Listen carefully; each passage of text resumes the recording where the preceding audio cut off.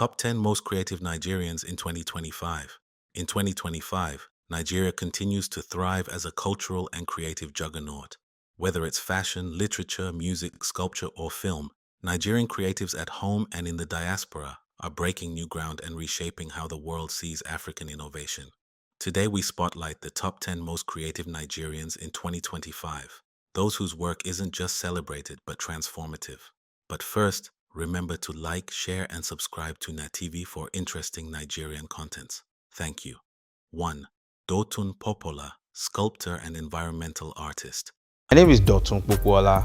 When I was 4 years old, I started drawing as a little kid in the streets of Agege in Lagos. And my dad saw my passion, and at the age of 9, he enrolled me in a roadside art studio.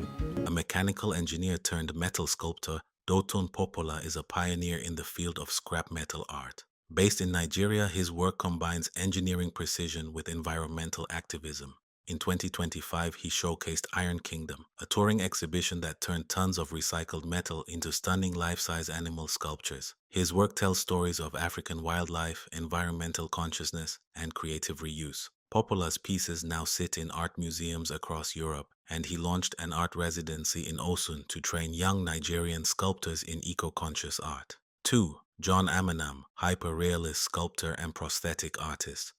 But when we talk of hyper-realistic prostheses, we refer to prostheses that look similar to the human skin. John Aman, a former special effects artist in Nollywood, is now the founder of Immortal Cosmetic Art. He rose to prominence for creating hyper-realistic prosthetic limbs for Black people, a market long overlooked. In 2025, his innovative silicone-based prosthetics were featured in Time Health Tech 100. His work is not just artistic, it's deeply human, restoring identity and confidence to amputees across Africa. Amanam also expanded his medical art fusion into a Lagos-based design lab collaborating with surgeons and psychologists. 3.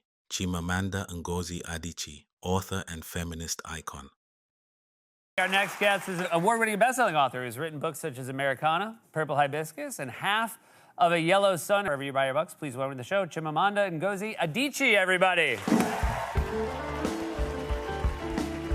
One of Africa's most influential literary voices, Chimamanda Ngozi Adichie remains a defining force in global literature. In 2025, she released The Daughters of Tomorrow, her first novel in over a decade, exploring African women navigating motherhood, migration, and memory.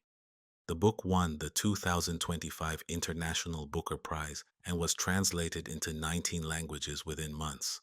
Back home, she launched the Purple Hibiscus Writing Residency in Abia State, mentoring 25 young African writers every year.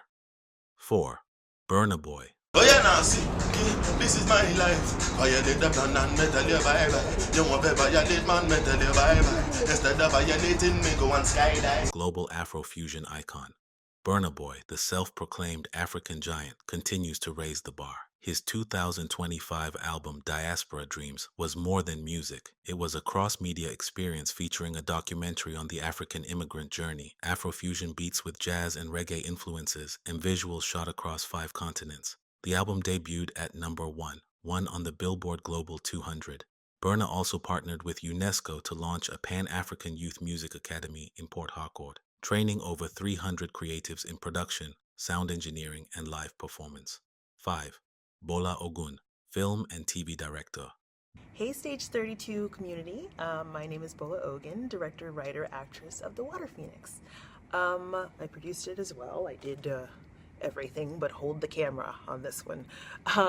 Yeah, that project is dear to my heart because it was my first project and it was huge. And we had it underwater, we had stunts, we worked with kids, animals, technically, VFX.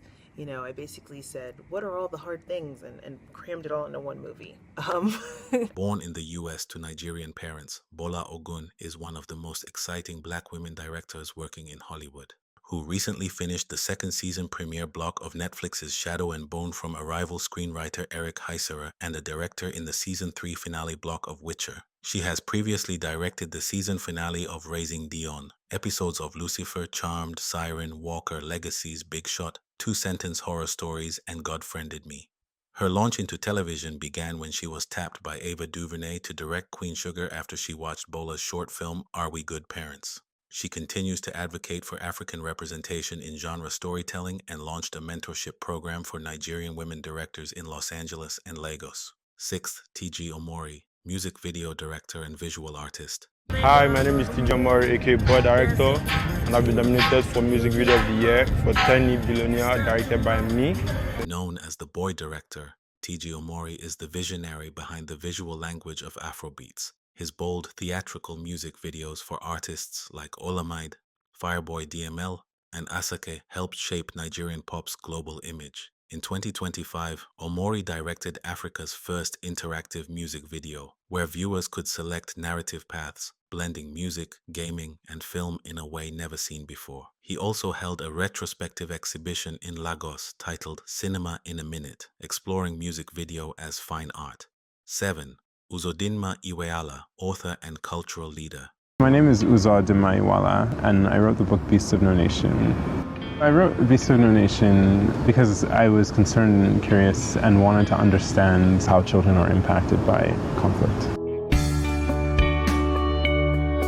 Best known for his novel Beasts of No Nation, Uzodinma Iweala is also the CEO of the Africa Center in New York. In 2025, he curated Reimagining Africa, a year-long series of exhibitions, panels, and film screenings exploring post-colonial identity, Black futurism, and the digital African experience. He also published a non-fiction collection titled The African Century, dissecting the continent's cultural rise. Uzodinma's impact spans literature, cultural policy, and advocacy for nuanced African narratives. 8. Tomi Adeyemi, fantasy author and studio founder. The first inspiration for Children of Blood and Bone came when I was in a gift shop in Salvador, Brazil. And Salvador, Brazil, I think, has the most Nigerians outside of Nigeria. So I guess I shouldn't have been surprised about that all the cool things I was discovering came from Nigeria. Author of the best-selling Children of Blood and Bone trilogy, Tomi Adeyemi closed the series in 2025 with Children of the Sky. Set in a magical version of West Africa, the book delves into legacy, rebellion, and spiritual ancestry. She also launched Emberlight Studios, a production company dedicated to adapting African mythology and fantasy stories for screen. Her commitment to elevating African lore in Hollywood has made her a literary and creative juggernaut. 9. Kenneth Eay, fashion designer and textiles revivalist. My name is Kenneth Eay. I'm the creative director of Kenneth Eay. I live in Lagos, Nigeria.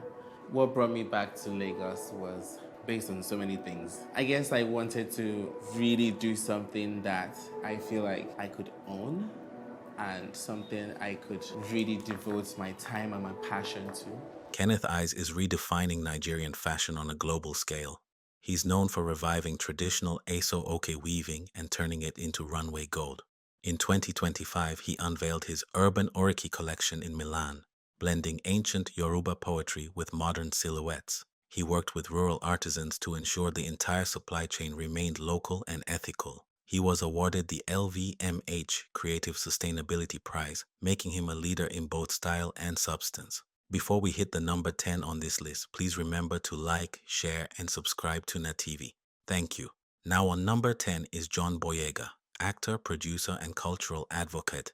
What is John Boyyga, do I reveal, known for? I feel like I'm known for Attack the Block to some people and Star Wars to most. Because I've done a little film called Star Wars. It was an indie, low budget, not a lot of funding. And yeah, but a lot of people know it for some reason. Nigerian-British actor John Boyyga continues to balance blockbuster success with deep cultural storytelling. In 2025, he starred in and produced Ogun's Oath, a historical fantasy epic based on Yoruba mythology. The film was praised for its authenticity and visual effects and marked a turning point in African representation in fantasy cinema.